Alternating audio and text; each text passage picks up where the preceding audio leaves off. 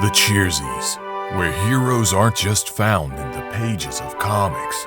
They're the storytellers and the artists who bring our favorite worlds to life. From industry veterans to rising stars, we're here to honor the best and recognize the stories that inspire and captivate us all. So here's to you, the fans, and to you, the creators. Cheers from Nerd Initiative.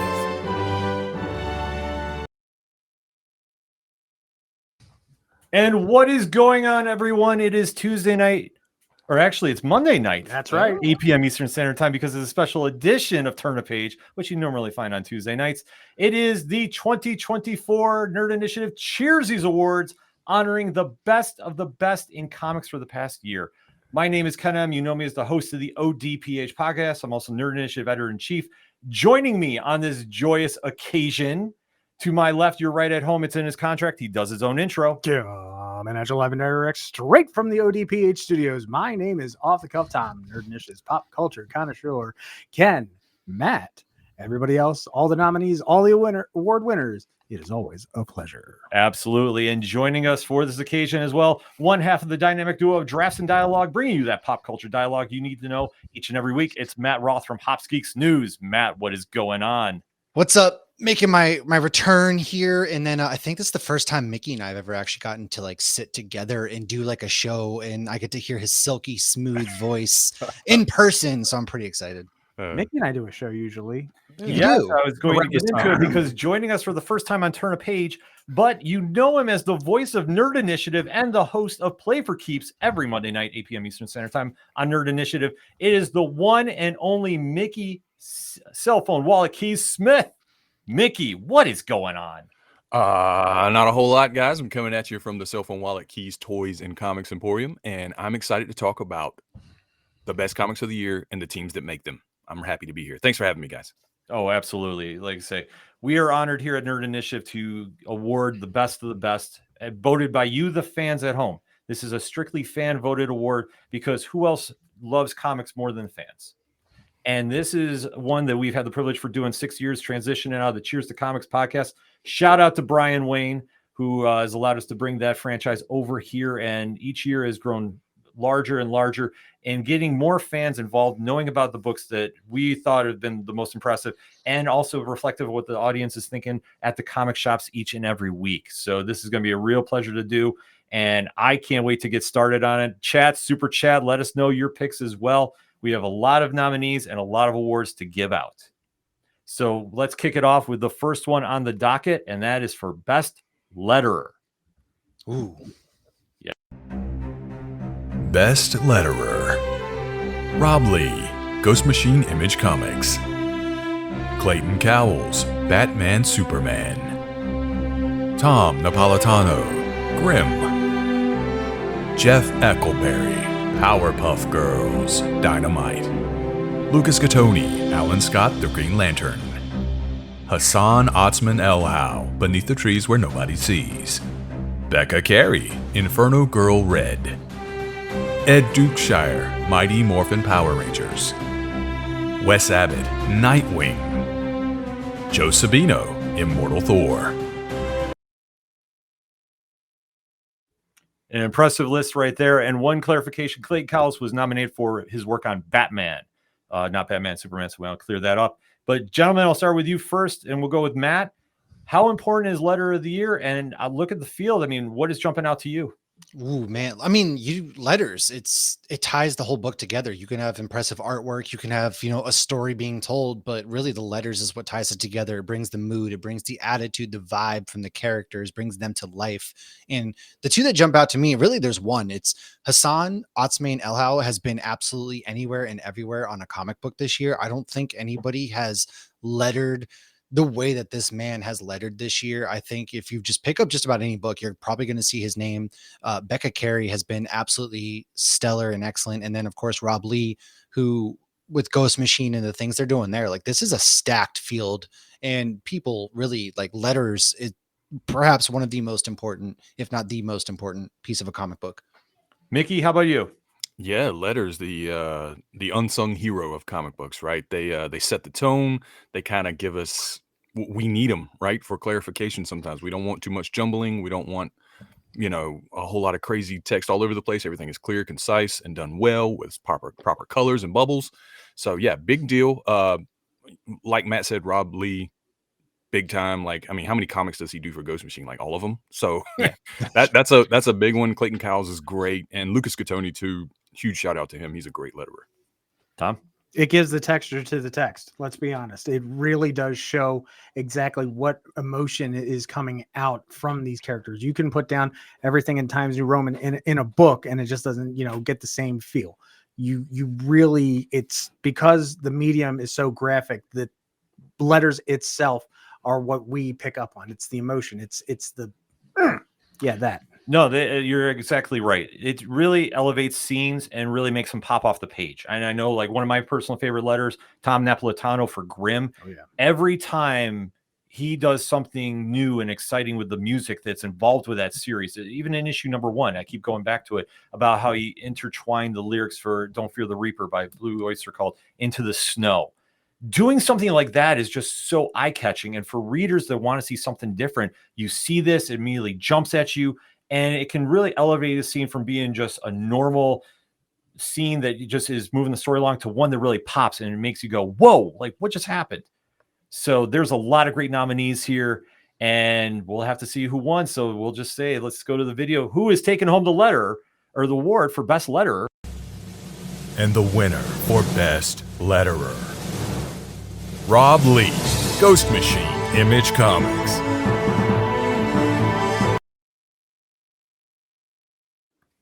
Congratulations. Going back-to-back years winning. Rob does fantastic work for Ghost Machine, so definitely the fans have voted, and rightfully so. Like I say, fantastic work there. One of the elements of comics is lettering. Another one that is really, really important is the coloring. It really can make or break a book, in my opinion, and we've seen so many nominees here that really are putting in such fantastic work. Tommy, we'll start with you. What's your opinion? About coloring? Yeah, but in the nominees. I mean, it's look, the nominees for everything tonight is completely packed full. You are going to see some folks that are just bar none some of the best in the industry, and the fact that you get to vote on them is what exactly is the reason we do this. So I just can't wait to show all the nominees. So what do you say? Yeah. All right, Mick. Best colorist, Jordy Belair, Birds of Prey. Matt Milla, Spider-Gwen, The Ghost Spider. Brad Anderson, Ghost Machine Image Comics. Tamara Bonvillain, Batman Superman. Natalie Marquez, Rogue Sun. Rico Renzi, Grimm. Andrew Dalhouse, Space Ghost. Mike Spicer, Transformers. Frank William, Scarlet Witch. Igor Monti, Moon Man and Radiant Black. A stacked field there, if I do say so myself. Mickey, I mean, what's your takeaways from this? I mean, what's your vibe? Man, like, this is probably the hardest one for me because I love colors in comic books, and I'm a big fan of Andrew Dalhouse. I'm rooting for him because that Space Ghost series has been phenomenal. I love the work he does with lighting and the bright, rich colors. So I'm rooting for him, but they all deserve it. Yeah, Matt? I mean, this is a very hard category. Honestly, any single person in this deserves to win for the things that they're doing and the colors they're bringing. Transformers has been such a hit this year. Anything, Brad Anderson, he's really been doing work on, Redcoat, which is one of my favorites of the year, and the way that's been colored. But it's just, Birds of Prey was a standout for me. So just seeing this cast and seeing everybody here, I wish we can give an award to everybody because it is so important, and coloring is hard. Oh yeah, no, I agree. I mean, it is really an element that it can transform an entire book. And you take a look at what Brad Anderson does with Geiger, and really just exemplifies scenes that really make that book just such a visual standout on the shelves every week when it comes out.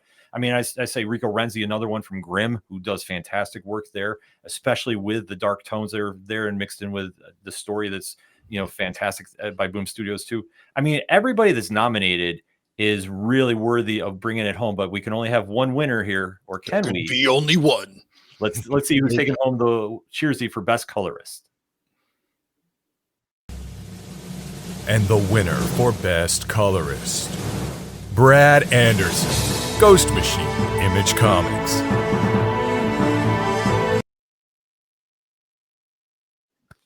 Congratulations going out to Brad Anderson, back-to-back winner again.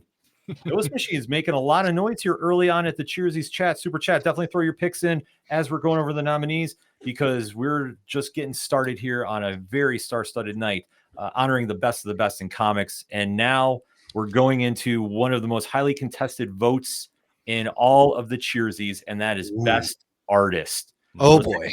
Let's take a look at the nominees. Best Artist / Illustrator, Javier Rodriguez, Zatanna, Bring the House Down.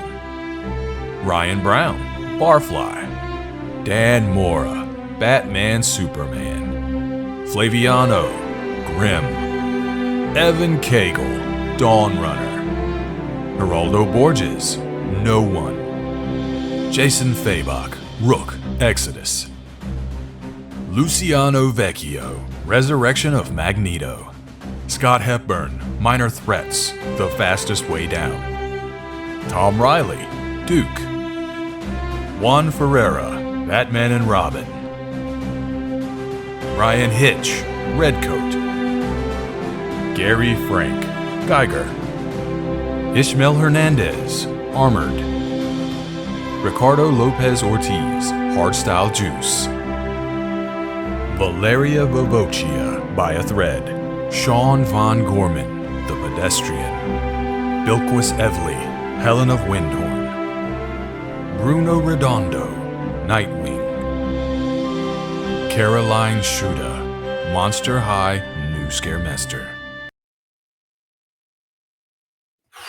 Boy, I mean, we talk about the best of the best. I mean, and we had even write-ins coming into, like I say, it's just what a time to be a fan of comics and especially the art that is going into these books each and every week. I mean, Mickey, I'll start with you. Who do you have an early favorite? Is anybody jumping out to you? And just let's talk about the art in comics this year. First of all, this has been a good year for comics, whether it comes to stories and especially art. It's been amazing. I'll shout out Dan Mora. Still, just his Batman Superman World's Finest is right. Like it's a masterpiece every week to me. Big fan of the Evan Cagle Dawn Runner. I don't know if anybody's read that or seen it, but man, the detail and the little nuances in that thing, it's beautiful, man. It's beautiful to look at and a beautiful story. All right, Matt, how about you? Man, first of all, I'm a little biased.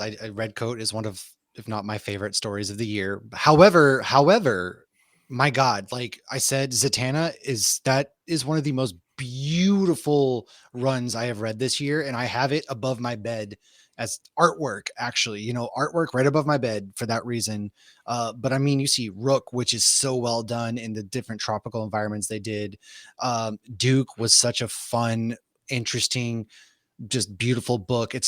We're thrive. If you just look at these categories and how stacked they are, if that tells you anything, it's how stacked and how amazing comics have been this year. Yeah, Tom. We would come to blows all in our personal Discord because we just got to say, oh yeah, great, everybody. But when it comes to it, like no, it's this one. It's this one. It's got to be this one. It's got to be this one. Look, me, look, I love Dan Mora. He does amazing work. And I mean, obviously, I got to do my little plug here. He did an amazing job with Power Rangers. Just saying. But By a Thread to me is stunning, absolutely stunning. But I mean, it's stacked and packed. Like it's. Yeah, there's too much pretty. It's so much pretty. I mean, Armored has been like my favorite indie book, and then Minor Threats has been Lauren's like favorite book this year too. So it's like, how do you choose? And thank God we didn't have to choose. The votes chose. And the votes chose, and especially the write-ins were coming too. Like I say, Ariel Olivetti from the writer, fantastic work there too. Dan Mora, like we touched upon too. Ricardo Lopez Ortiz, Ishmael Hernandez from Armored. Like I say, the list goes on and on. But this is why we say, like, it's so tough for us to vote, and that's why we put it in the fans' hands, and it is literally your fate that has decided this. So who is taking home the Cheersy for Best Artist / Illustrator? And the winner for Best Artist, Sean Von Gorman, The Pedestrian, Magma Comics.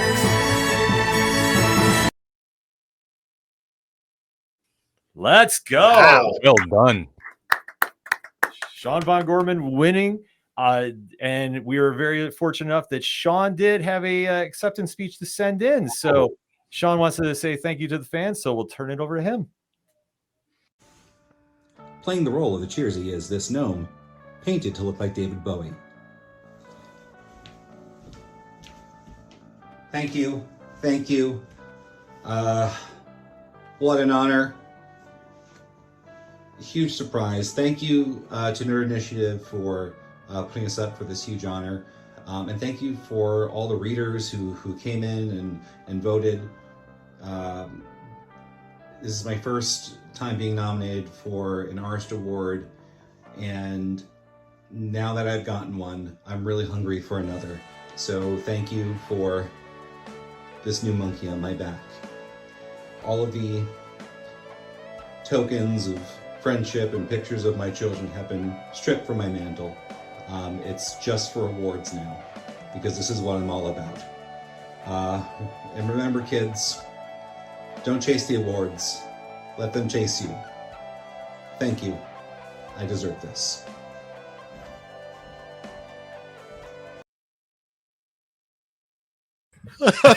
Amazing. Petition to Look what you did. Look what Artist you did. Award going forward. Be a Nerd Initiative gnome, because that was amazing.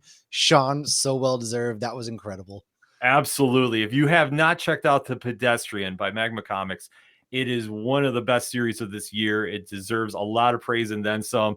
And seriously, make a point to get down to the comic shops and track it down if you haven't already. Dude, And make sure when you get to your comic book shop, you walk, don't run. Indeed. No, you run, and then when you get to the door, you walk inside and play. Cool. Pedestrians walk. Yes. But congratulations to Sean.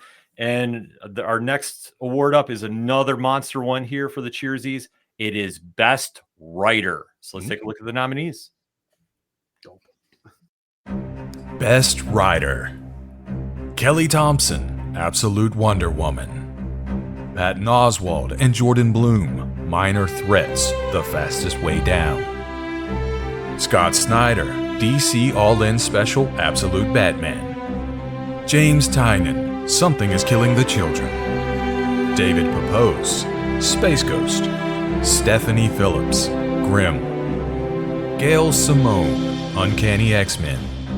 Daniel Warren Johnson, Transformers. Matt Groom, The Singularity. Kyle Higgins, Radiant Black. Tom King, Helen of Windhorn. Tim Sheridan, Alan Scott, The Green Lantern. Jeff Johns, Ghost Machine.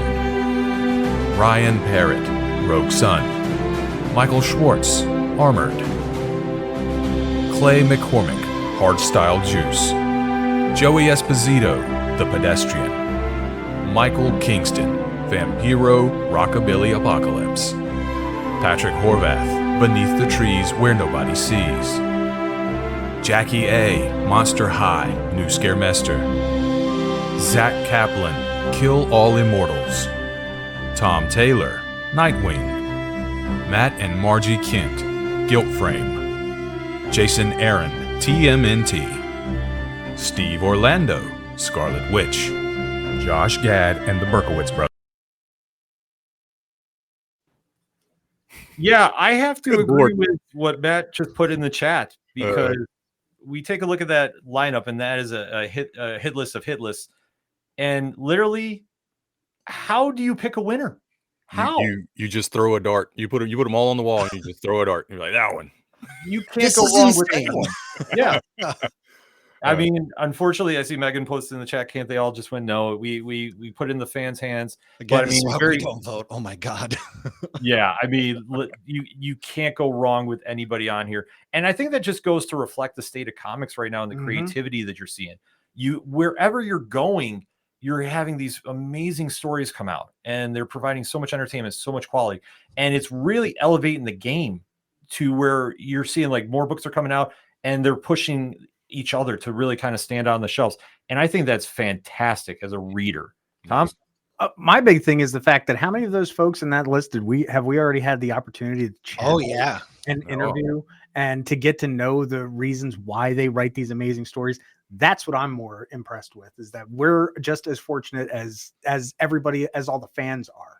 Yeah. I mean, Matt, Agreed. No, I've agreed. Like, we've gotten to talk to almost everybody on this list this year, and it's just so insane. If you look at the genres, right? Like, you have Batman, Wonder Woman, then you have a couple horror novels with Beneath the Trees and Something is Killing the Children, and it just shows you the vastness of comic books this year and the amazing things that are going on, because it's like horror genres being nominated in the same breath as Batman is pretty insane. Then people might be like, whoa, taken aback by that. yeah. Mickey? Going off what you just said, this has been a banner year for horror comics, in my opinion. Like, Agreed. it has been above and beyond what anyone would expect, and they've taken them and made fantastic stories out of them. It's not just shock value. It's not just gore and cool, arts and kills. It's good stories, good writing, good dialogue, like character development, everything. The playing field's been even, in my opinion, from independent to big names to everybody. I feel like Mhm. it's been a competition, and we've just kept stepping our game up, and now there's just across the playing field great writing.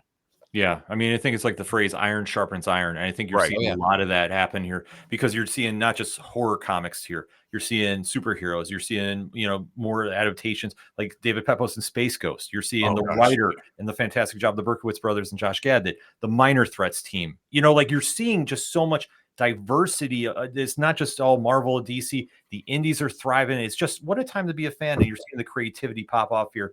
Even with books like The Pedestrian, which has been crushing it this year too, and Armored. I mean, the list goes on, but we have to crown a winner. So let us see who has taken home the Cheersies for Best Writer. And the winner for Best Rider, Joey Esposito, The Pedestrian, Magma Comics.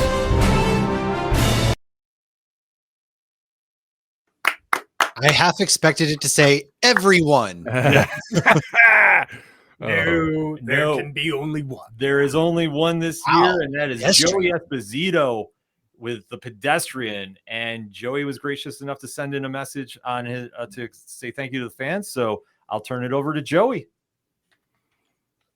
Hello, Nerd Initiative. Thank you so much for honoring me with this Cheersies Award for Best Writer, especially nominated alongside such an elite group of comic book all-stars. I don't know what I've done to deserve this award, but I humbly accept it, and I will try not to let it go to my head. Maybe just a little bit. But truly, thank you so much for all your support of The Pedestrian this past year. We're so happy that you liked it, and it means a lot to us. All right. Absolutely. Fantastic. Congrats out to Joey for that. I'd like to say, Pedestrian, I can't recommend enough. If you haven't checked it out by Magma Comics, you definitely need to. Next up is an award that we debuted last year, had a very strong turnout, and this year it was the same thing. So let's talk about Best Editor. Ooh. Best Editor, C.B. Cebulski, Marvel. Elizabeth Pyle, Spider-Gwen the Ghost Spider, Marvel. Michael Basudel, all Massive Verse titles, Black Market Narrative, Image Comics. Will Dennis, Distillery. Tom Brevoort, X-Men, Marvel. Sean Makowitz and Ben Abernathy, Energon Universe, Skybound, Image. Brian Cunningham, Ghost Machine, Image. Nick Lowe, Amazing Spider-Man, Marvel. Ramiro Portnoy and Eric Harburn, Something is Killing the Children, Boom Studios. Heather Ontos, IDW Publishing.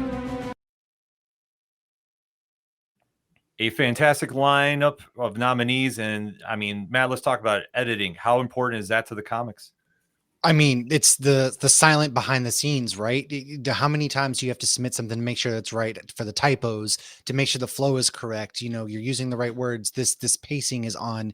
The editing, we've talked about letters bringing it together, but editors complete the book.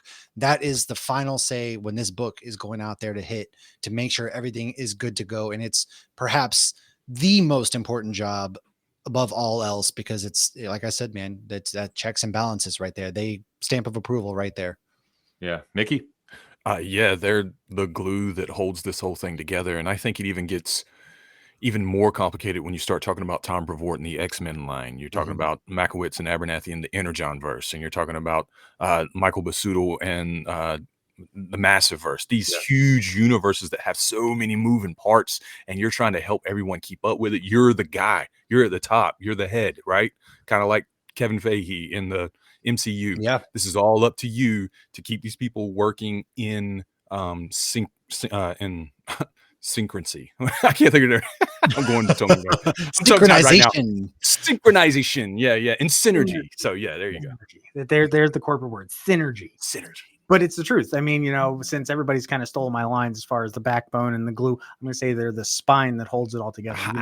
Not only do the editors, look at the books themselves and say, hey, I want this, I want that. They keep all these artists and writers and everything in line with the deadlines, making sure that they get everything out when they need to get it out. So trust me, if that FOC date is there for reasons because the editor has put their team to task to get it out on time. So that is one thing that I think a lot of people don't realize as well. So cheers to them for, literally hurting cats. Yeah. I mean, the editors are the backbone of the comics, and it's like I say, it takes everybody working together to make teamwork is what the dream work is. So that being said, let's see who's walking home with this year's award for best editor. And the winner for Best Editor, Heather Ontos, IDW Publishing.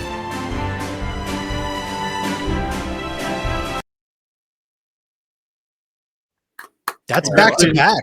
Yep, back-to-back winner is Heather Ontos, and Heather was very kind to send us a video acceptance. So let's turn it over to Heather. I just wanted to say a real quick thank you to everyone who voted me for the Cheersies Best Editor for the second year in a row. That's absolutely crazy to me. Thank you guys so much for your support over the years, for reading not just my comics, but all comics. Please continue to read them. Pick up your pull lists. Give your retailers a hug. And see you on the stage. All right, thank you for sending that in, Heather. That was sweet. Yes. Now, hug your retailer. Well, yeah, everybody. Like I said, when you go to the comic shops, you should definitely be thanking everybody down there, your retailers too. I'm coming to hug you, Justin. Yeah, I say shout out to our guy Justin at Sound Go Round. Next up, though, we have a brand new award, one of two that we're debuting this year, and this is one that I think really reflects a new part of the industry, and that's Best Kickstarter Book. Yeah. So let's take a look at the nominees.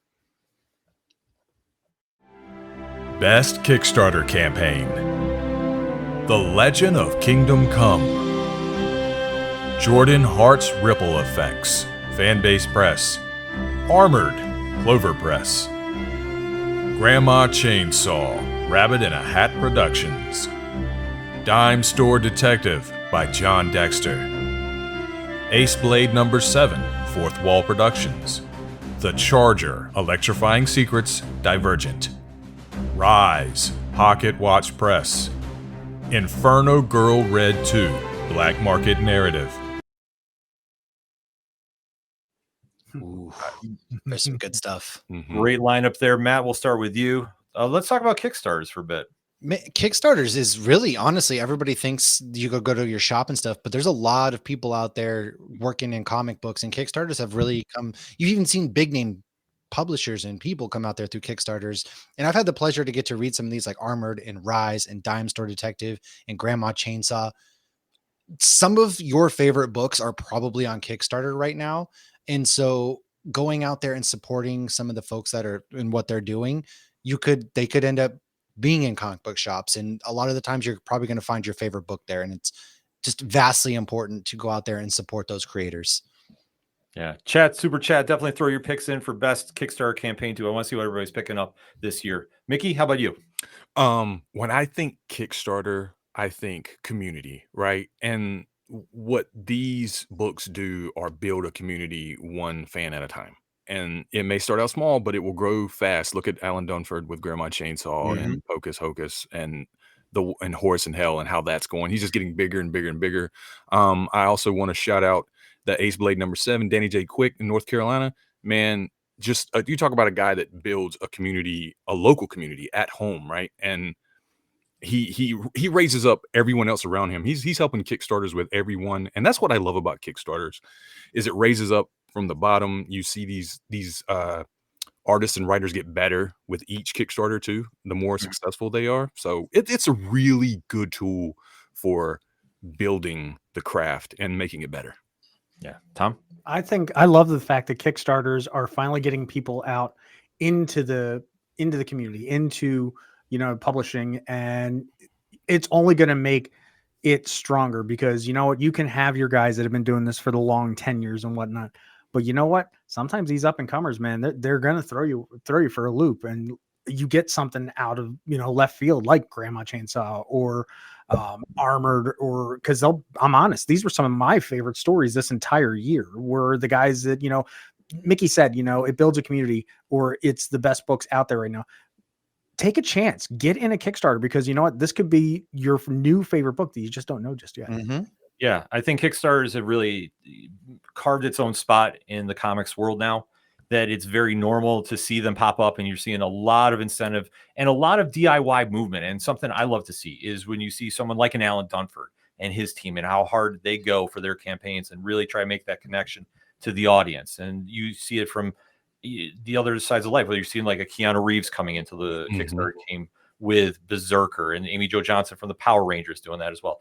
You're seeing just a lot of different audiences coming into this world, and that's getting more people to check out comics, which is always a big win. So that being said, let's see who's taking home the Cheersy for this year's Best Kickstarter. Best Kickstarter of the year goes to Armored, Clover Press.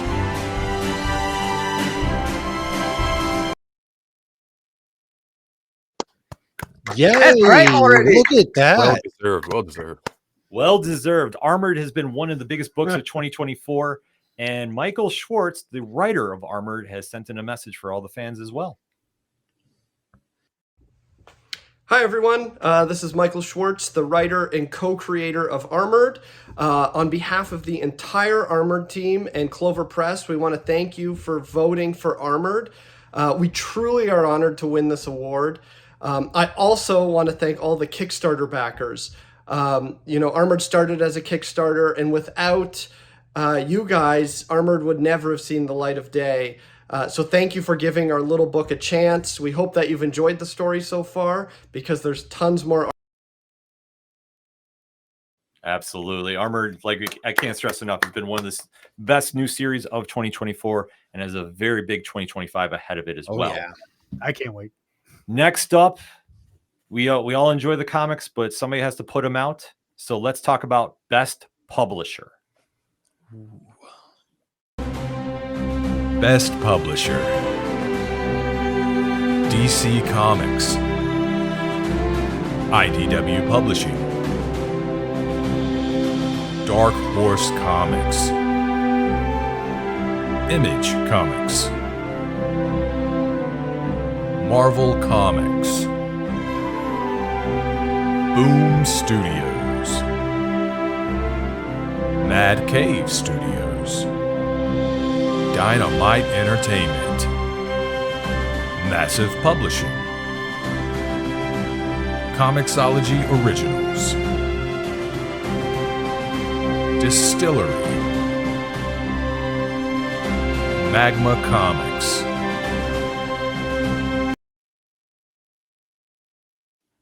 A fantastic lineup right there. We'll start with Tom. Let's talk about publishing.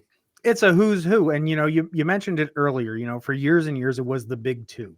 And all of these great writers and whatnot going off, starting their own companies. So, you know, you've got things like, you know, Massive, and you've got, you know, Mad Cave, and they're just doing such phenomenal work. And the fact that they are, to me, on par with like the big ones that have been around, that's what speaks volumes. Because there are sometimes I go to the shop and it's like, oh, look, it's another the guy book with the cape and the symbol on his chest, as opposed to, ooh, what do you got over here?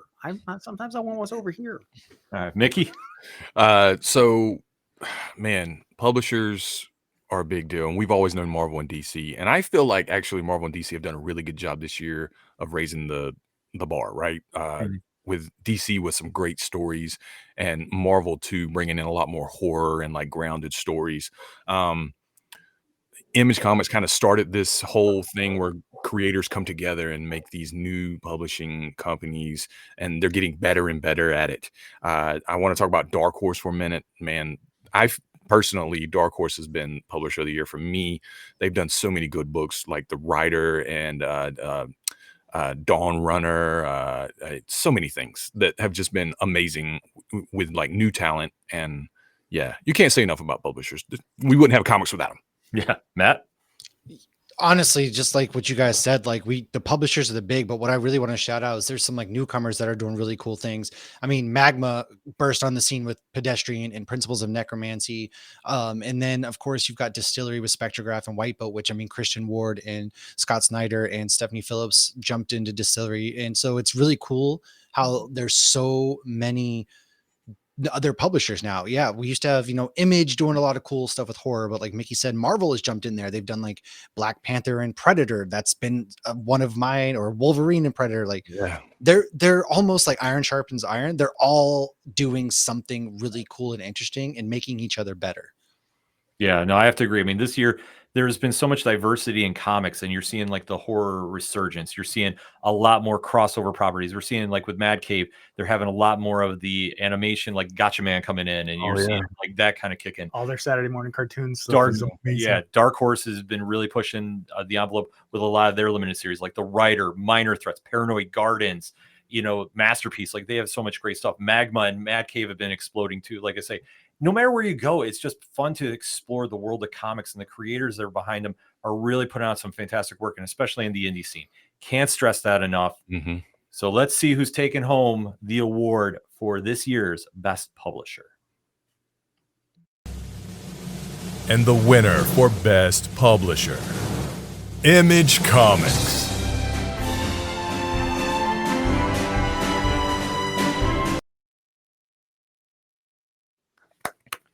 Yes. Congratulations going out to the team over at Image. And I mean, you think about the stuff they've done this year. Not only have they had Ghost Machine, Massive Verse, Skybound, they've also been putting out a lot of regular series like Black Cloak, Local Man, Falling in Love on the Path to Hell. Like they've been really pushing ongoing series, which as a longtime reader, I love seeing. I hate seeing just how like we always restart at number 1. I understand why, but still, it's just seeing when we get to like an issue 13, an issue 14 or something like that. It always kind of warms my heart as an old school reader. It's just, there's something independent about it. Speaking of which, we're going to kind of segue to another new award that is debuting. Yeah. And that's Best Indie Series. So let's see, who are the nominees for Best Independent? Best Indie Series: The Deviant, Image Comics; Monster High, New Scaremester, IDW; Something is Killing the Children, Boom Studios; Black Cloak, Image Comics; Dawn Runner, Dark Horse; Beneath the Trees Where Nobody Sees, IDW Publishing; Hard Style Juice, Comixology Originals; By a Thread, Book 1, Comixology, Dark Horse; Grimm, Boom Studios; Radiant Black, Black Market Narrative, Image Comics; The Power Fantasy, Image Comics; Armored, Clover Press; The Sacrificers, Image Comics; Minor Threats, The Fastest Way Down, Dark Horse Comics; The Pedestrian, Magma Comics; Kill All Immortals, Dark Horse Comics; Guilt Frame, Dark Horse; Falling in Love on the Path to Hell, Image Comics; Local Man, Image Comics; Spectrograph, Distillery. Dang, this is a hard one too. Yeah. There yet? Oh my god. But I mean, let's talk about the quality of the indie series this year. I mean, let's start with you, Matt. I mean, Spectrograph and what Christian Ward is doing there at Distillery, it reminds me of the movie 13 Ghost. It's very horrifying. It's creepy in the way that he works with the art. I want to shout out to Greg Katzman too from IDW. He sent me the trade of Beneath the Trees, and I got to read it, and it was just really funny and it's about a bear serial killer. And so like, it's these really cool ideas that they're doing, and Minor Threats with Patton, and the Pedestrians on here again, and Armored's on here again. It's just, wow. How I don't even know how to choose, because these books, I've read just about 90% of them this year, and they were all so good in their own ways. Yeah, Tom. I too have read several of those books on that list, and just to piggyback off of Matt, ladies and gentlemen, if you do happen to see Beneath the Trees Where Nobody Sees, it is not a kid's book. No, it's not. It looks like it's like straight out of 1980s Reading Rainbow. It is not. And thank you, Ken, for putting me on that one. Oh, no problem. No, and shout out to Greg Katzman too. He sent me a copy of that as well. It's a fantastic book, so everybody needs to check that out. Mickey, how about you? Man, I love indie series because they can push limits like Marvel and DC can't usually, or at least they do it enough where it becomes popular, and then they can. We have to thank indie creators a lot for those things. Absolutely. Taking these what may be tired and old ideas and reimagining them, or coming up with new original ideas, and that's where it all starts. They're like the roots for that, and like Dawn Runner example, like Mech and Kaiju, like just taking it in a different direction and doing something different with it. Also seeing Armored up there, that's a Kickstarter, and it's also up for best indie series. So we're seeing, these books they bring something new that we haven't seen yet, and we like that. Yeah, no matter where you turn, like I say, the power fantasy, I know Megan brought it up in the chat. That's been one of the biggest books of the year as well. Armored, like you alluded to, The Pedestrian, Minor Threats, The Writer. I mean, like there's just so many different indie books out right now that are absolutely crushing it. And it's providing a nice breakaway from the big two if we want to get away from it, because they're really pushing creative boundaries. And I love seeing that as a reader. So that being said, let's see who's taking home the award for Best Indie. The winner for Best Indie Series, The Pedestrian, Magma Comics.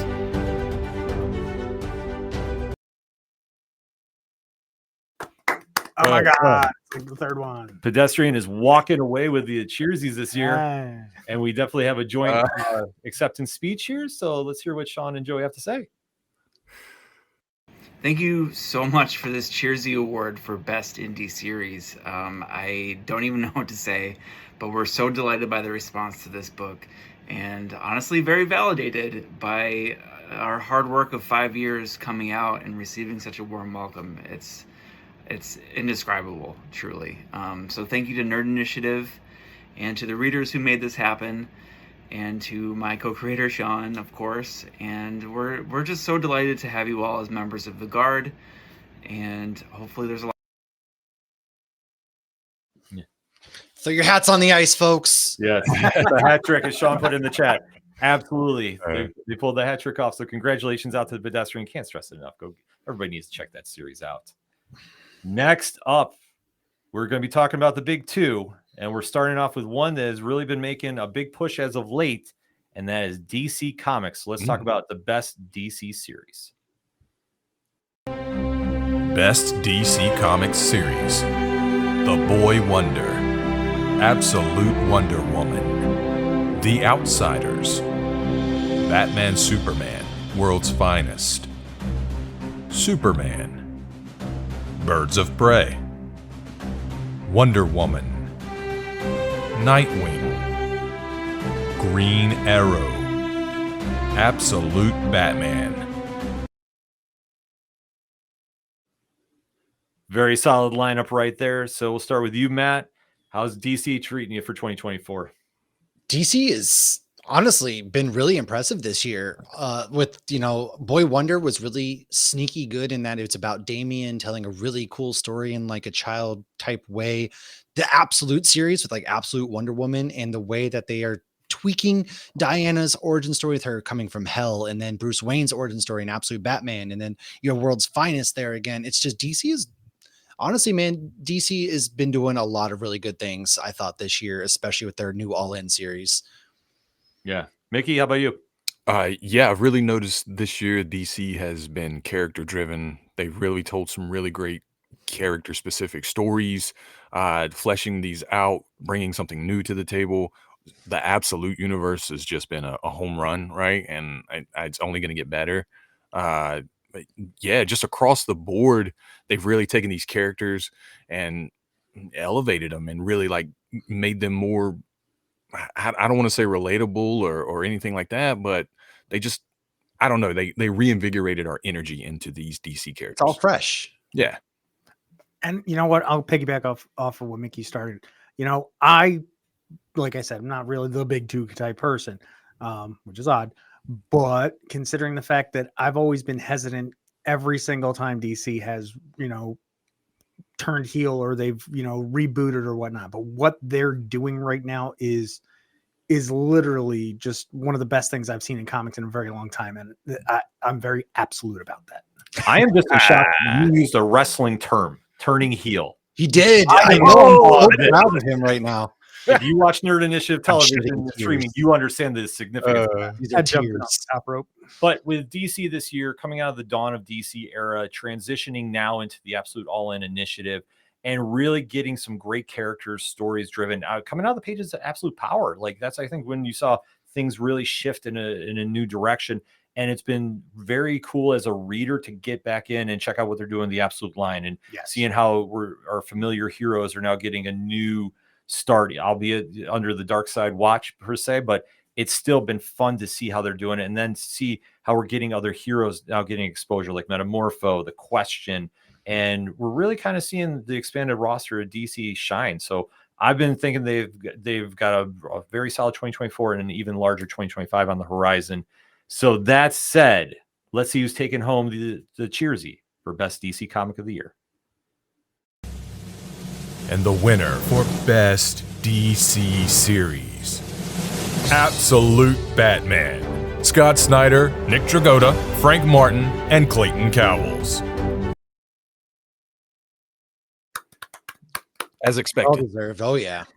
Yeah, I mean, Absolute Batman, I believe, was the top-selling comic of the year, Yeah. and really for Scott to come back to the franchise, and the one that really made him a superstar, and to take Bruce Wayne and go in such a very different direction with him, and still, it's such a quality story that's really carving its own spot in the Batman history. Like you can't go wrong with that book. So definitely have to give a shout out for that. And if you haven't checked that out, make sure to go check out Absolute Batman. And let's not forget how late in the year this came out too. Right. Yeah. October. Exactly. Yeah. So, I mean, it's already making monster waves and it's only growing larger as the year is going to be kicking in 2025. So that said, we talked DC, but now we have to go to the House of Ideas and let's see who is nominated for the best Marvel series of the year. Best Marvel Comics Series, Weapon X-Men, Spider-Gwen, The Ghost Spider, Ultimate Spider-Man, Phoenix, Fantastic Four, Daredevil, Immortal Thor, Ultimate X-Men, The Ultimates, Star Wars.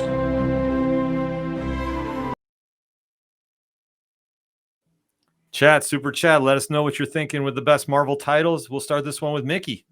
Those are some heavy hitters when it comes to Marvel. I love what they've done with their Ultimates universe, like the Absolute universe, a reimagining of it, and it's Ultimate Spider-Man has been so good. Ultimate X-Men has been so good. The Ultimates has been so good. It's hard to pick one of those as the best. And I said it before, we didn't see a lot of them on this list, but again, Marvel has kind of risen.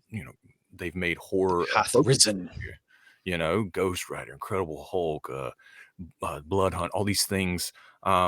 They've been pushing boundaries, and it shows in these comics as well, right? That they're not afraid to take chances with these characters anymore. Yeah. Matt, how about you? Honestly, I haven't been like the biggest Marvel fan ever as far as comics go, but I think they did a lot of really good stuff with their Ultimate series. It really kind of piqued my interest this year, made me sit up and be like, okay, maybe I need to start checking out more Marvel books because, Lauren's always raving about, Wolverine and what Marvel's doing. And so is Megan. And so I'd like to take some time and read some of those. And surprisingly, I've been really impressed with what they're doing. Yeah. Tom? It's a who's who of the classic Marvel lineup, albeit with a few little additions in there. Good characters are always going to be good characters, but great stories are always going to last forever. Mm-hmm. Indeed. I mean, especially what they've been doing coming out of the fall of Krakoa into the new norm for the X-Men line, and how fantastic Phoenix has been by Stephanie Phillips, and really given Jean Grey a whole new stat quo, along with Uncanny X-Men, which has been one of the biggest books of the year. And then to think about what they're doing with the Ultimate line too. I mean, to go back to it after the legacy it left behind and really inject some new life into it, not only with Ultimate Spider-Man, but the Ultimates, which is always a mind-blowing experience. Marvel's clicking on all cylinders. But we have to see who's taking home the Cheersies for Best Marvel Series this year. And the winner for Best Marvel Series: Ultimate Spider-Man, Jonathan Hickman, Marco Cicchetto, Matt Wilson, and Corey Pettit. That's awesome. Yeah. You can't go wrong with Ultimate Spider-Man. Spider-Man, yeah. Good old-fashioned Spider-Man, man. It's tried and true. Yeah, no, Hickman's take on that has been truly astounding, and like it's only getting more better as with each issue goes on, which is a great case to have. Yeah. Next up, though, we are talking about a brand new category for this year's Cheersies, and that is Best Limited / Mini Series of the Year. Best Limited or Mini Series: Avengers Twilight, Marvel. Dawn Runner, Dark Horse Comics. Alan Scott, The Green Lantern, DC Comics. Beneath the Trees Where Nobody Sees, IDW Publishing. House of X, Powers of X Finale, Marvel. No One, Black Market Narrative, Image Comics. The Infernals, Image Comics. X-Men 97, Marvel. Duke, Skybound, Image Comics. Scarlet, Skybound, Image Comics. Minor Threats, The Fastest Way Down, Dark Horse. Blood Hunt, Marvel. Cobra Commander, Skybound, Image Comics. Absolute Power, DC Comics. Guilt Frame, Dark Horse. The Rider, Dark Horse Comics. Star-studded lineup there is again. Wow. Yeah. Yeah. Wow. And considering the fact that a lot of these limited or mini series has kind of been the bridge between certain things, Absolute Power being one of them. All the books from Skybound are the lead up to what we're now covering with G.I. Joe. It's the comic book glue that keeps some of the things together. Yeah. Matt? I love a good limited run, man, because it doesn't take. It's for the people, I feel like, who don't want to commit to something long term, and you can read 4 or 5 issues. And so, like, Minor Threats was really good, man. Like, it's a weird, cool take on some B villains, and then Duke and Cobra Commander bringing back that G.I. Joe love from our childhoods. Beneath the Trees, again, we've talked about that one, but No One was perhaps like one of the surprises of the year for me, getting to read that. And it's very like the podcast that went with it and everything. It was such a very intriguing book because I didn't know where it was going to end up. Yeah. Mickey?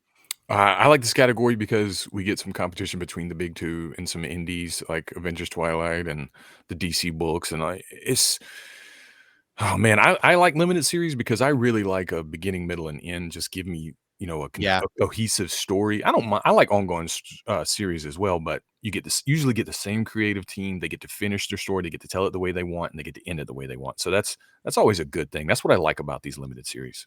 Yeah, I mean, this was such a great year for events and limited series, and especially like you say, something like Blood Hunt and Absolute Power. Those really stood out too. But like I say, the limited series, especially the ones coming out from Dark Horse, like I say, Paranoid Gardens, Masterpiece. Those are 2 of my favorites. Minor Threats, The Writer. I mean, just to name a few. Then let alone the Energon Universe ones too. Yeah. Which I mean, to do like almost like the MCU version, like we're introducing the characters first, then when you see them all come together in the G.I. Joe series, it makes sense. Like all those limited series really make that impact. But let's see who's walking away with this year's Cheersy for Best Limited / Mini Series. and the winner for Best Limited/Mini Series. And we have a tie. Minor Threats: The Fastest Way Down, written by Patton Oswalt and Jordan Blue. Art by Scott Hepburn. Colors by Ian Herring and letters by Nate Picos of Blambot. And The Rider by Josh Gad and the Berkowitz brothers, with art by Ariel Olivetti and letters by Frank Svetkovich. All right, guys. It's a I tie. know how to decide this tie. We have Olaf take on Ratatouille in a steel cage match. I like that. Yeah, let's go. I mean, we might have to come with a tiebreaker, but yet again, we had a tie. Added up all the write-ins, added up everything. This actually a little peek We even behind the curtain. recounted, all right? This was recounted 5 times just to make sure that we didn't miss anything with write-ins, anything. And this was a dead heat tie. And since this is fan voted, this is one we said everybody deserves it, and rightfully so. Both of these series are fantastic, and we have not one but 2 congratulations speeches. So first, we'll take it over to the land of minor threats and turn it over to a few friends of ours. Are we recording? We're recording. Hey, listen, thank you guys so much for the Cheersies Award. We are honored to be selected. We are such big fans of what you guys do. We really appreciate the support. Yep. And, we're out here just brainstorming new stories All to tell the in the time. Minor Threats universe. Yes, exactly. But you know what? Again, we are so happy. Now, if we could only celebrate at a restaurant who features a picture of a guy in a fez. Wait a minute. Hey everybody, Scott Hepburn. Thanks so much for the nomination. Thanks for the award. Volume 2, Minor Threats, Best Limited Series. And please keep an eye out for Volume 3. We're drawing it right now.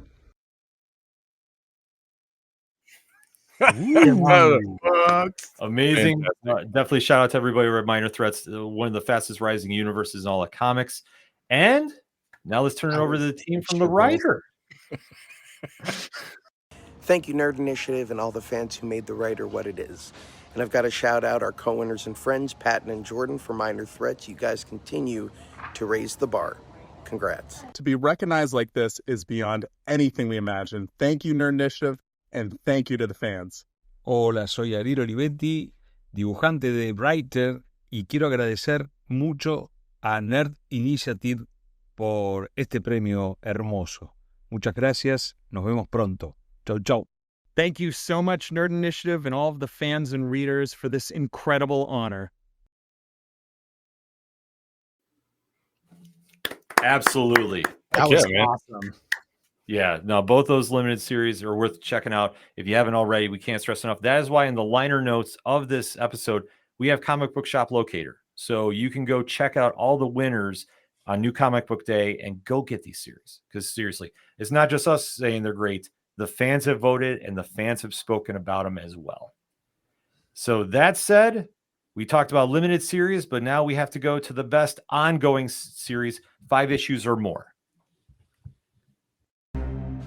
Best Ongoing Series: Ultimate Spider-Man, Marvel.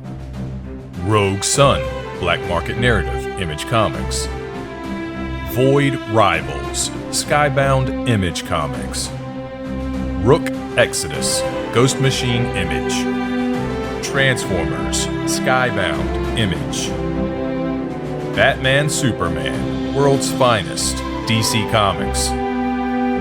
Red Coat, Ghost Machine, Image Comics. Geiger, Ghost Machine, Image Comics.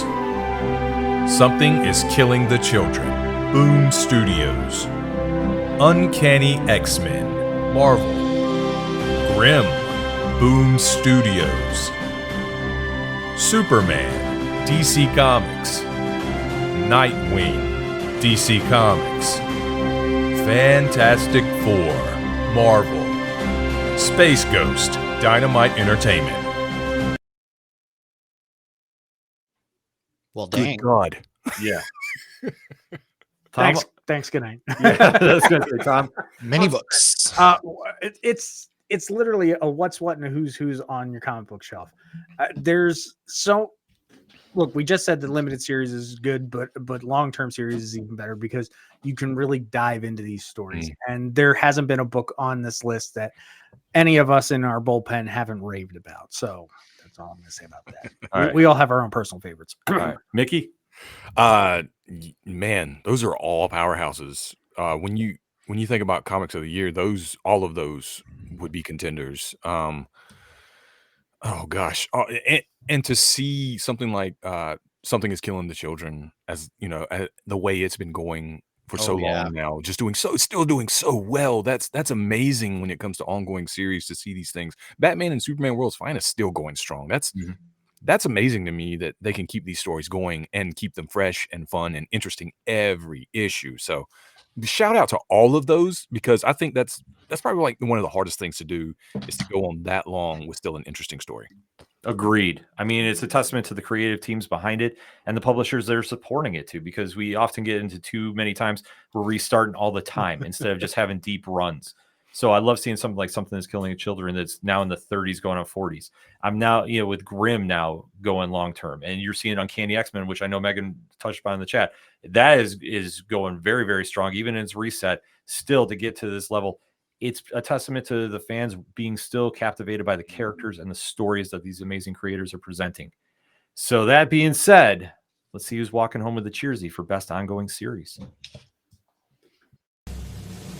And the winner for best ongoing series, Redcoat, Jeff Johns, Brian Hitch, Andrew Curry, Brad Anderson, and Rob Lee. Ghost Machine, Image Comics. Let's go. I know that's a great comic, but to me that's almost an upset, considering all those. That is a massive upset. But I know how good of a comic that is, so it's not really, but it feels like it is. You know what I'm saying? I just want to shout out. You can see Jeff. He sent me a couple signed issues of it. So he might have bought my vote, but I can't. No, I'm just kidding. This is legit like my favorite comic, because I'm such a history nerd, and so for me, this excites me because I want people to read this alternative take of what Simon and his adventures with Albert Einstein and Benedict Arnold and the things that are going on in this comic. I'm sorry, I got way ahead of me. I got really excited on this one. Yeah, this book is good. This is an upset. I feel like it is. Mickey, you hit it on the head. I did not expect this one to come out of nowhere like that. Yeah, without saying too much, the votes were very, very close for this. I imagine, yeah. But it goes to show about the quality of work that's out there right now. But Ghost Machine has a very rabid fan base, and they definitely show up. And when it came time to vote, they definitely showed out for it. So you can't go wrong with that. Definitely well deserved. Everything going on with the ongoings over at Ghost Machine. Definitely worth checking out if you haven't gotten into it already. They're going on another very, very strong year. 3 more awards left. Now we talked about ongoing, but it has to start with a debut somewhere, doesn't it? Yes. So let's talk about best debut issue of the year. Best debut issue, Absolute Wonder Woman #1, DC Comics. Monster High, New Scaremester #1, IDW. Storm #1, Marvel. Absolute Batman #1, DC Comics. Hyde Street #1, Ghost Machine, Image Comics. Rook Exodus, Ghost Machine, Image Comics. Black Canary, Best of the Best, DC Comics. Phoenix #1, Marvel. Uncanny X-Men #1, Marvel. Redcoat #1, Ghost Machine. Vampiro Rockabilly Apocalypse #1, Massive Publishing, Masked Republic. Armored #1, Clover Press. TMNT #1, IDW Publishing. Kill All Immortals #1, Dark Horse Comics. Life #1, Distillery. That's tough. A lot of really good books, man. TMNT was really good. That new Jason Aaron run really took me by surprise. I didn't expect to be as good. And Kill All Immortals is another really good one out there too, man. This is a good lineup here. Yeah, this one definitely has just phenomenal series starting. I mean, Mickey, I'll go with you first. I mean, what's your takes? Um, dude, like so many heavy hitters here. I mean, we just talked about Redcoat winning, and we've got a debut issue here. Could be the winner. I don't know. All those Ghost Machine titles are phenomenal debut issues. They all captured me from the get. Uncanny X-Men blew us out of the water. We knew it was going to be good because of Gail Simone, but man, it was way better than anticipated. Yeah, Life. That's a great comic, by the way. I feel like it doesn't get enough love. Agreed. Fantastic book. Yeah. So, man, this is going to be tough. Yeah. Tom? Yeah, what he said. They're But all tough. seriously, the fact that, not only are we getting new stories like Kill All Mortals and Life, but the fact that we still get some classic characters that we know, like, Turtles pulled a whole 150 and then decided to #1 again. So the fact that they have the staying power and the fact they wanted to pivot the way they did, like, it's just a testament to the fact that these characters live on as long as they do. And the fact that they can get a revamp like this, or a new telling is, it's just amazing. What a time. The best thing about this is looking at the nominees and seeing how the fans were going. We had debuts from Massive Publishing and Mass Republic, which, if you're not familiar with the Luchaverse and what they're doing, Vampiro, phenomenal books over there. You're seeing Distillery was coming in with Life, which is one of the best series out right now. The X-Men line, we saw Storm, which has been lights out on its debut. Phoenix, Uncanny X-Men. We saw the Absolute line come in, and to kind of piggyback off what Matt said too, what they're doing right now at IDW with Teenage Mutant Ninja Turtles is absolutely amazing. And now that's spinning off into the two other series they have with Mutant Nation and the Night Watcher. Like, they're doing a lot of big things, and for fans, it's getting more incentive to get them in, because now with more #1s, that's hopefully leading to more series, and that's nothing but a big win.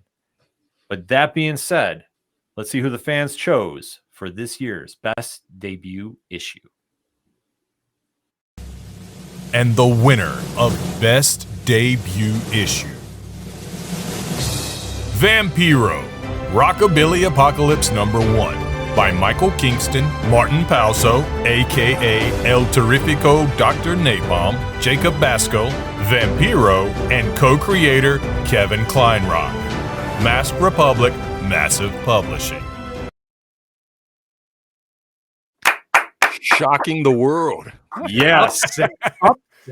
Indeed. I was going to say this might be a big upset for a lot of fans, but if you know about how wrestling and comics kind of go coincide, and these books came out, like I say, they brought a lot more fans to the shops, and people are falling in love with these series.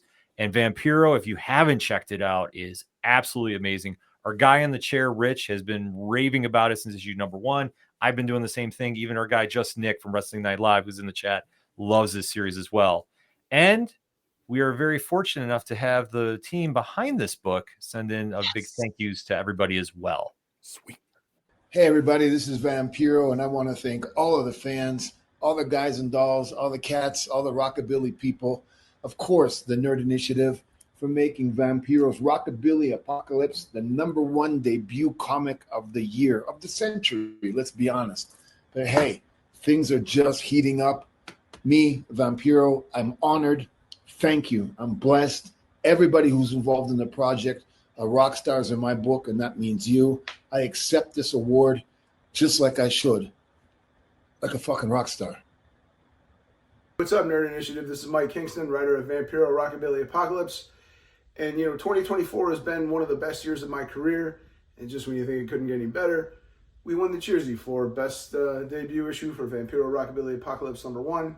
I gotta tell you, this book has been a dream. It's been so much fun to collaborate with Vampiro and Napalm, Jacob, and Mass Republic and Massive on this.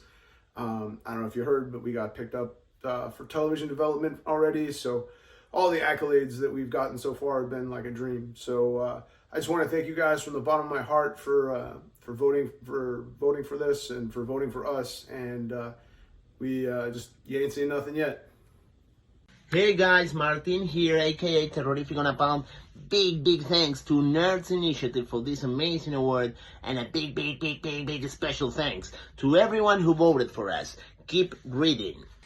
Hey, this is Kevin Kleinrock, the co-creator and co-publisher of Master Public Comics' Vampiro Rockabilly Apocalypse, and we just want to thank everybody who voted for Vampiro Rockabilly Apocalypse #1 as the debut of the year. We're blown away by the support, and of course, all credit is due to the creative team, Vampiro and Michael Kingston, Napalm, and Jacob for their amazing work on the title, and Massive Publishing for their support. Keep reading. That's awesome. Fantastic. Absolutely. That was awesome.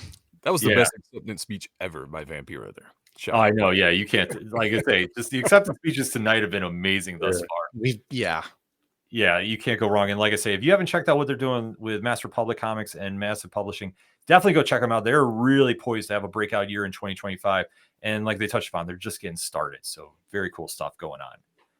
That being said, we got to talk about events of the year, because if it's comics, you know there's always events going on. So let's see who the nominees are for this year.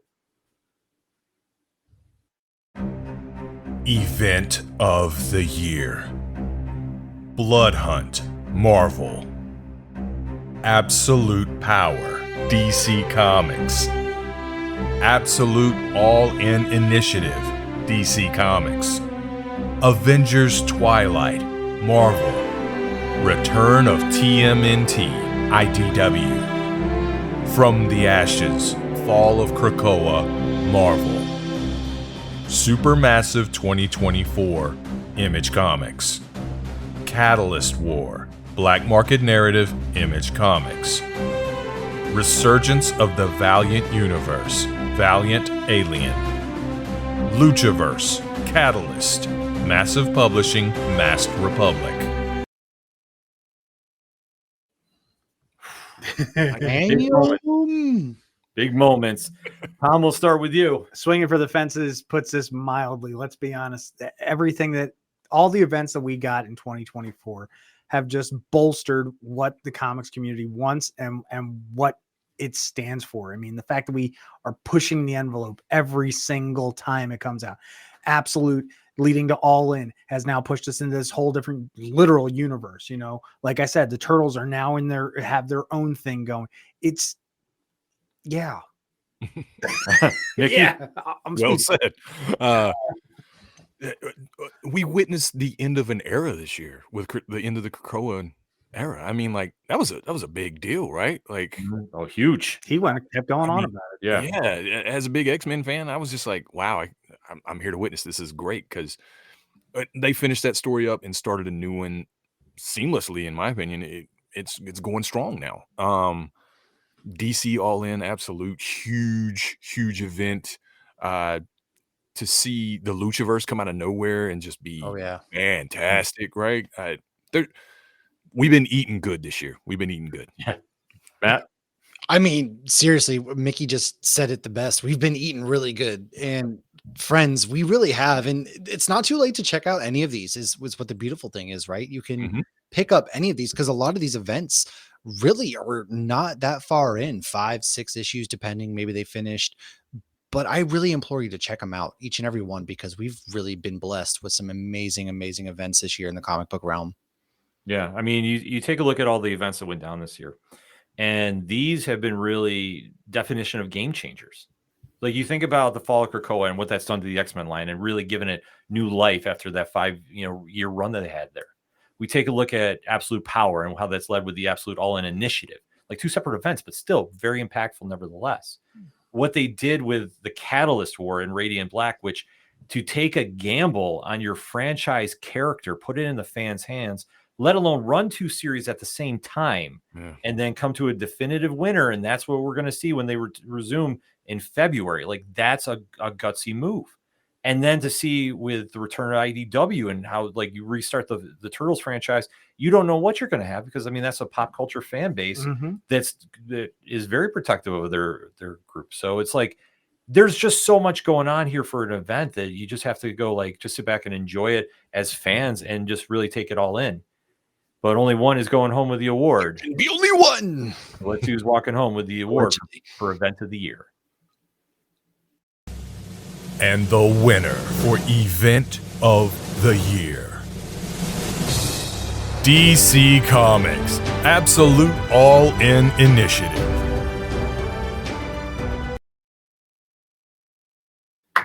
Yeah, well deserved. Yeah, I will say this. This was outside of the tie. This was the closest race amongst all of the voting. Oh, wow. And there was at least 5 nominees within single digits of each other. Wow. That's how much this impacted fans. Mhm. And then for the DC initiative, like we say, it's really breathed new life into characters we've had for 80 plus years and really seeing the creativity, not just on the absolute line, but in the mainstream line too. Like it's just been such a great rush for the past couple months, and I hope to see that continue in 2025. That being said, we are at the last award of the night, the biggest cheersy of them all, issue of the year. Oh, man. Huge. Issue of the year. The Singularity, Image Comics. Spider-Gwen, the Ghost Spider #6, Marvel Comics. Doom, #1, Marvel Comics. Radiant Black #30, 30 and a half, Black Market Narrative, Image Comics. DC All-In Special #1, DC Comics. It Happened on Hyde Street, Devour #1, Ghost Machine, Image Comics. Dawn Runner #4, Dark Horse Comics. Alan Scott, The Green Lantern #2, DC Comics. Absolute Batman #1, DC Comics. Scarlet Witch #5, Marvel Comics. Grimm #17, Boom Studios. Kill All Immortals #4, Dark Horse Comics. Uncanny X-Men #1, Marvel. It's a pretty good variety. Yeah. That was the one thing for the nominees. It definitely covered a lot of ground. I'll start with you, Tom. Do we think issue of the year? What are you thinking? Shit. I get my one. Look, it's just like Mickey said, we've been eating good. The fact that we've had such strong, nominees and just the diversity of what the comic books landscape is right now, it really is a great time to be a comic book fan. It is a great time to get into these stories. It is a great time to jump into a new world or go back. Just enjoy your damn comics, people. Yeah. Yeah. All right, Mickey. One thing I think all these comics have in common are really, really good writers, and that's why you end up with these amazing issues. And in some of these series, it's hard to even boil it down to one, right? But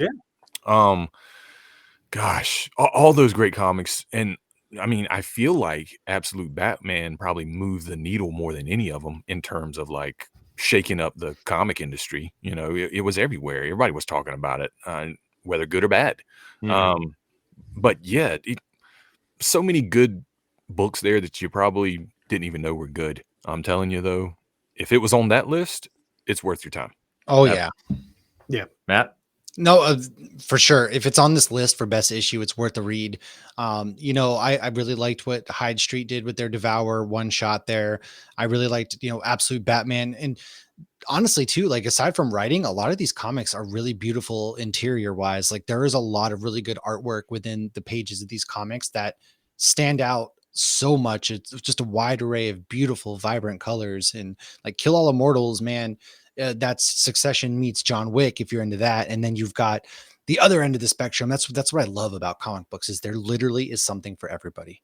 Yeah, I mean, this year the lineup here really covers a lot of ground. Singularity by Matt Groom and the concept behind that one, amazing.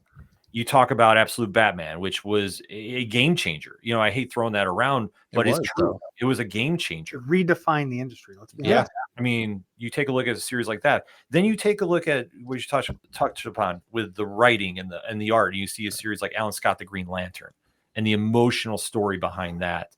And the art is just fitting to it as well. And then like with Grimm and Boys Don't Cry, that's the issue there. And what Stephanie and Flaviano and Enrico and Tom all did with that series, like it's just ones that when you read it, you have something special in your possession that you're reading and it hits you on that level. And a lot of those issues I finished reading and I had to take like a minute just to comprehend it because it was that damn good. Yeah.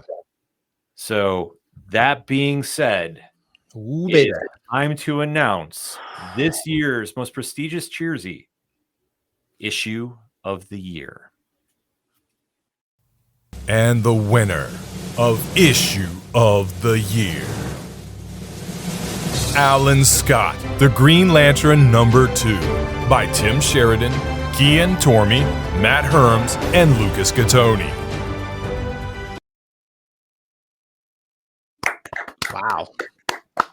Yeah. I honestly didn't. I like, not in a bad way at all, because it's a really good book. I didn't see, like, I thought for sure that some of these other ones on there, but that's a testament to just how good Alan Scott Green Lantern is. It is really freaking good, man. Like, read it, because again, these books you might not think would win this award, they're winning the award, which is just a testament to the creatives.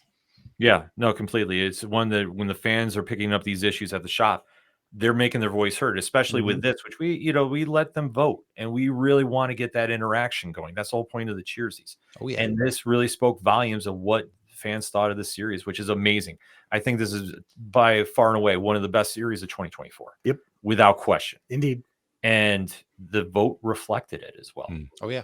And that being said, we do have a little special message from a few of the creators behind this fantastic issue.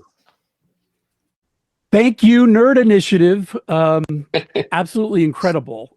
We also need to thank everyone at DC Comics, from Jim Lee to Marie Javins to our brothers in arms with whom we share this award, our editors, Andrew Marino and Marquise Draper. Andrew and Marquise, yeah. Out of Lucas Gattoni, for my money, the best editor we're privileged to have working in comics. His work is sensational in this and in everything. Yeah, we were in a safe pair of hands with Matt Herms. The treatment he gave this book gave it its feel. It set it in a time that without his book, it would have been a very fundamentally different story too. Huge, unbelievably huge thanks to David Talaski for his unreal covers.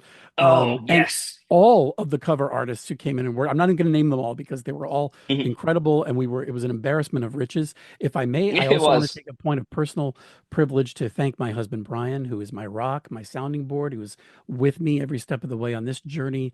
I'd like to thank Brian too. Keenan wants to thank Brian for keeping me somewhat sane. Last, certainly not least, thank you to the man without whom this book would have never happened, my Flashpoint Beyond collaborator, Jeff Johns. He willed this project into being, and he asked me to write it, and which was incredible. He's a calming influence. He's full of great advice. He's a terrific friend. I'm always going to be grateful that he created this opportunity for us and convinced me to do it, and that we were able to convince Kian to do it. Yeah. So yes, a huge, most heartfelt thank you for me as we round up the year. What a way to end it. Massive honor. And just one last big thank you.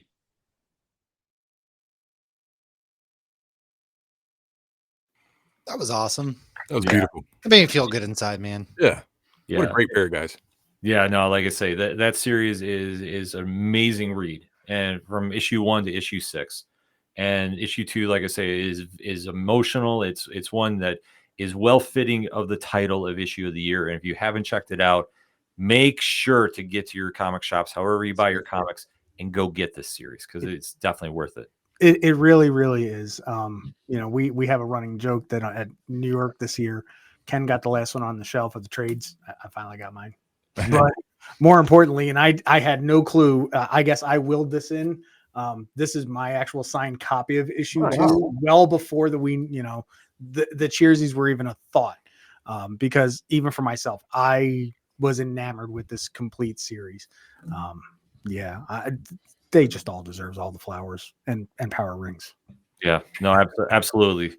Like we say, we covered a lot of great creators, great stories, great books, and we can't say thank you enough to everybody behind them, and especially to everybody that donated their time to send in acceptance speeches to us. It means the absolute world to us. And for everybody who voted for these awards, this show runs on your vote. It's not just us. it is you who makes the Cheersies The what they are. winner. 6 years strong, and can't wait to get into issue or Give it I back should say to issue number you, 7, but the people. it's going to be number 7 next year as well.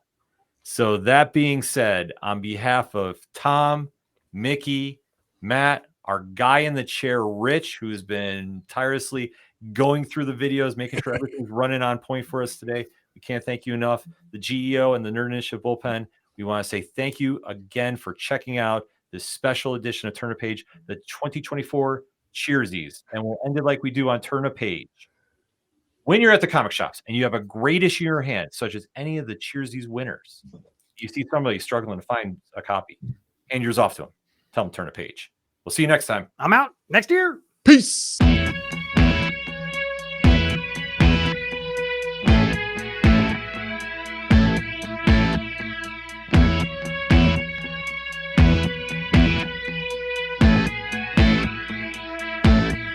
It's such waste of time swiping left and swiping right on people you could know. 'Cause anyone who's worth a damn be worth way more than a picture could ever show. You could find the right light, find the right angle, and never find your soul. And it can feel like a losing battle, and this plot is full of holes. This modern way of finding love just makes me feel so alone. And I can't be the only one sick of staring at my phone. So look up, talk to me, a better way to spend our energy. Just look up, talk to me. We don't have to float alone on the open sea. Don't know that I believe in the old time fable. Everyone has just one true love. All I know is you're across this table, and you're all I'm thinking of. So look up, talk to me, a better way to spend our energy. Just look up, talk to me. We don't have to float alone on the open sea.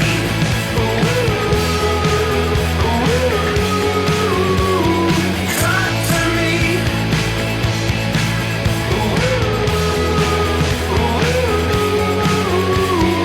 Talk to me. It's such waste of time swiping left and swiping right on people you could know.